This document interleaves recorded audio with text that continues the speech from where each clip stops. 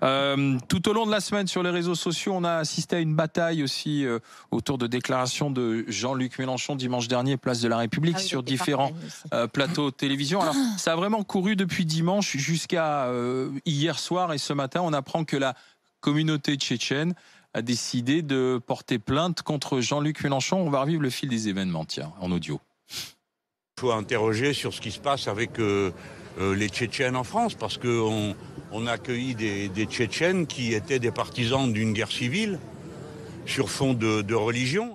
Jean-Luc Mélenchon a eu l'occasion de dire qu'il avait commis une erreur en utilisant le terme de communauté, qui donne l'impression de s'attaquer à tel ou tel. Non, ce qu'il a voulu dire concrètement, c'est qu'entre les attaques à main armée qu'il y a eu, vous vous en souvenez, il y a quelques semaines de cela à Dijon, et l'attentat de Conflans, visiblement, il y a là aussi, pour nos services de renseignement, un vrai sujet qu'il faut creuser. Voilà ce qu'il a voulu dire. Alors, il a fallu la circonvolution derrière d'Adrien Quatennens, voilà, pour dire que Jean-Luc Mélenchon ne ciblait pas, n'attaquait pas une communauté. Il rame un peu Quatennens, là, le pauvre. Hein. Il rame parce que, en fait, Mélenchon, il l'a dit une première fois à BFM pendant la manifestation, une seconde fois sur une autre chaîne. Donc, il l'a bien dit et redit. Et donc, il a essentialisé une communauté, comme aurait pu le faire le Rassemblement national, d'ailleurs, hein, exactement la même façon de faire. Je vais vous dire que je trouve que c'est abject à plusieurs titres. Oui.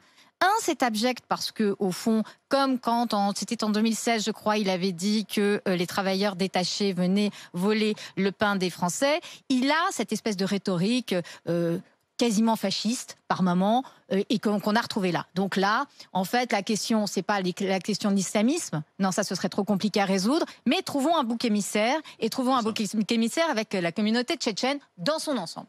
Deuxièmement, il a toujours été pro-Poutine, Mélenchon. Donc là, qu'est-ce qu'il fait?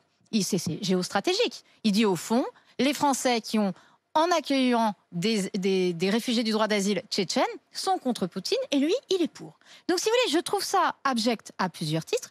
En plus, tu rajoutes à ça son islamo-gauchisme dont il ne s'est pas départi depuis quelques années, où au fond, là, il fait l'électoralisme, c'est-à-dire...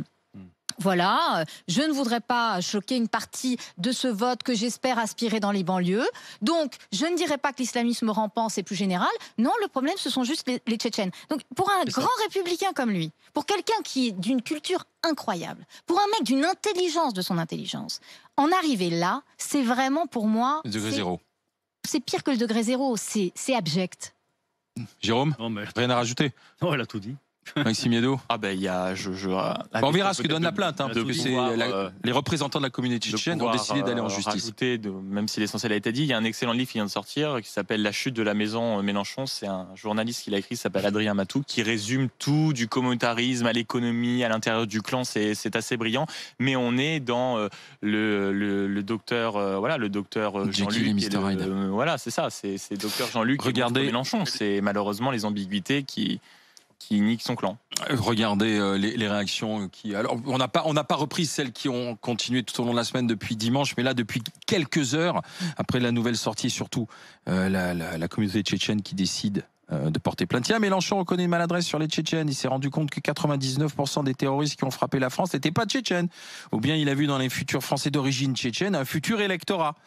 C'est ce que dit Fifou. Pantin 74, Mélenchon qui parle de communauté tchétchène sans nuance, sans faire le distinguo avec les terroristes. Et après, on s'étonne que tout le monde se replie sur soi-même dans nos sociétés modernes. Quand nos politiques peuvent avoir de tels propos, excusez-moi, mais on ne va pas vers du mieux. Brighton Verdez, Mélenchon qui met la faute sur des éléments de la communauté tchétchène. Imaginez une seconde qu'il ait dit de la communauté musulmane. Les Tchétchènes ne représentent pas un électorat assez conséquent pour que l'extrême gauche sans souci. Sinon, elle aurait crié au pas d'amalgame. Et puis le dernier, Antonio 87. Pourquoi vous tombez sur Mélenchon de la sorte? Il n'aurait pas dû s'excuser. Je suis entièrement d'accord avec lui. Stop à la lâcheté. Et alors, ce tweeto se termine en disant « Nommons les choses avec un point d'exclamation ».